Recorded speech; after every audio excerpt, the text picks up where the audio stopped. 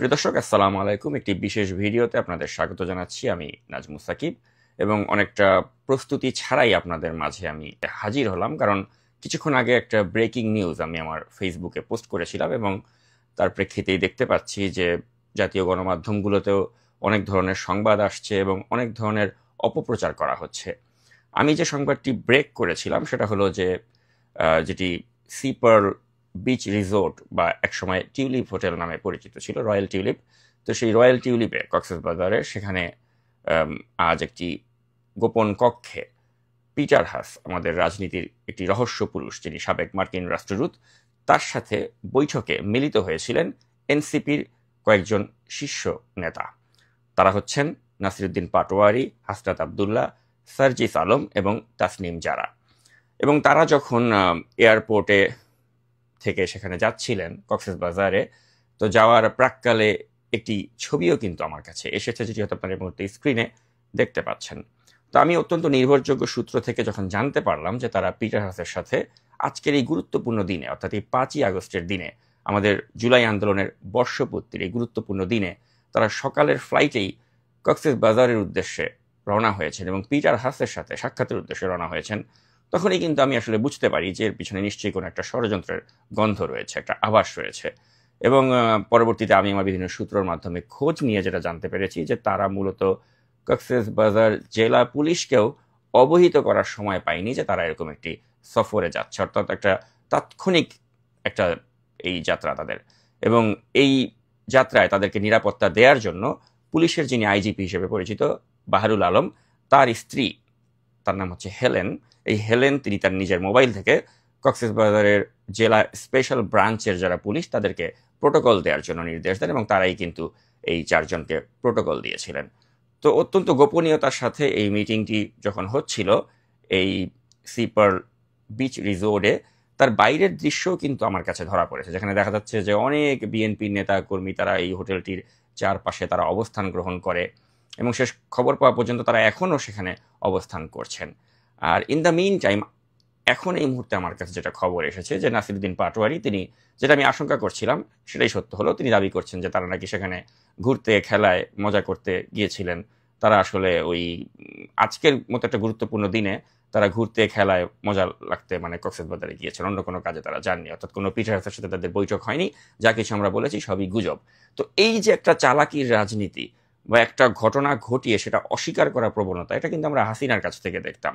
তো এখন এই ছেলেপেলেগুলো তারা যে রাজনীতির খেলায় এতটা অনভিজ্ঞ এবং তারা যে স্বৈরাচারী হাসিনার পথেই হাঁটছে এবং হাসিনা যেভাবে আমাদেরকে ধোঁকা দেওয়ার চেষ্টা করত, তারাও যখন এই ধোঁকাবাজি শিখে গিয়েছে, তারও একটা দৃষ্টান্ত আমরা দেখতে পাচ্ছি যে তারা একটা এরকম একটি গোপন বৈঠক করে এসে সেটা এখন মিডিয়ার সামনে অস্বীকার করছে এবং সেটা ঢাকার জন্য তারা বলছে যে তারা আসলে কক্সবাজারে তারা ঘুরতে গিয়েছিল, মজা করতে গিয়েছিল।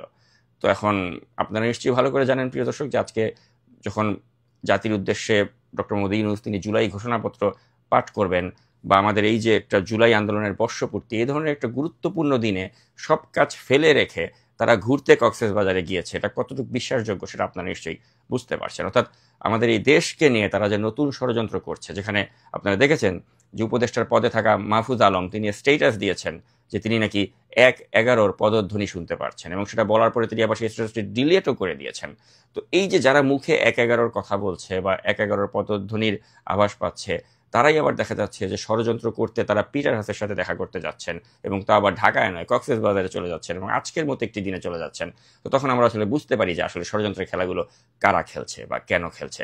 তো প্রিয় দর্শক, আসলে এই দেশটাকে নিয়ে এনসিপির নেতারা তারা ষড়যন্ত্র করবে বা তারা এ ধরনের কর্মকাণ্ড করবে, এটা আসলে আজ থেকে 1 বছর আগে কিন্তু আমরা কল্পনাও করিনি, কারণ তারা তো আমাদের এই আন্দোলনের মহানায়ক ছিল এবং তাদেরকে তো আমরা মাথায় তুলেই রেখেছি।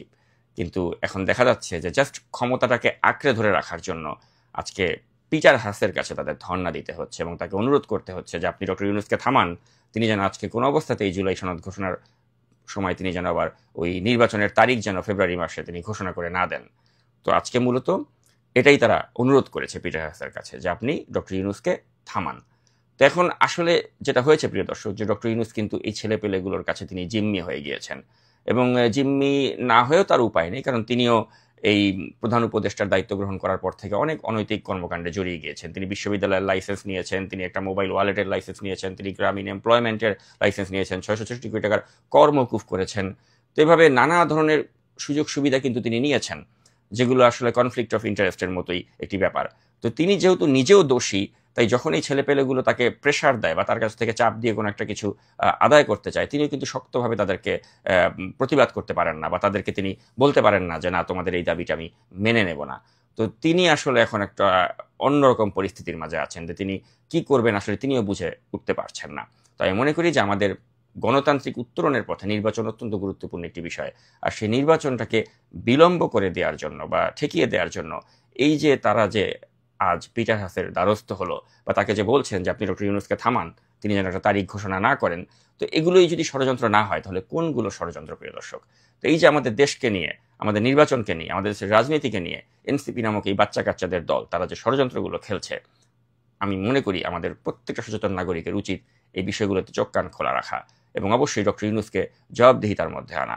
এবং আমি মনে করি এই মুহূর্তে ডক্টর ইউনূসের পাশে আমাদেরকে দাঁড়াতে হবে, যাতে তিনি এদের কাছে জিম্মি না হয়ে তিনি যেন দেশ ও জাতির জন্য যে সঠিক কাজটি করার সেটি যেন তিনি করেন। প্রিয় দর্শক, ঘটনাগুলো আরও আনফোল্ড হবে, সামনে হয়তো আরও কিছু ঘটতে যাচ্ছে, ঘটবে। কি ঘটবে সেটা নিশ্চয়ই সময় মতো আপনারা জানবেন, বা আমার কাছে যদি কোনো তথ্য আসে আমি আপনাদেরকে তাৎক্ষণিক আপডেট দেওয়ার চেষ্টা করব। এতক্ষণ এই ভিডিওটি দেখার জন্য অসংখ্য ধন্যবাদ জানিয়ে বিদায় নিচ্ছি। আল্লাহ হাফেজ। হাসিনা পালিয়ে গেল, বাংলাদেশের বিরুদ্ধে ষড়যন্ত্র বন্ধ হয়ে আজকে এইখানে বসে বাংলাদেশ ইলেকশনের বিরুদ্ধে ষড়যন্ত্র করা হচ্ছে। জালিয়া পালং ইউনিয়ন দক্ষিণ জালিয়া পালংয়ের পাশে তার বিরুদ্ধে তীব্র প্রতিবাদ গড়ে তুলেছেন। আমরা আগামী দিনে এইখানে কোন এরকম ষড়যন্ত্র আমরা বরদাস্ত করা হবে না।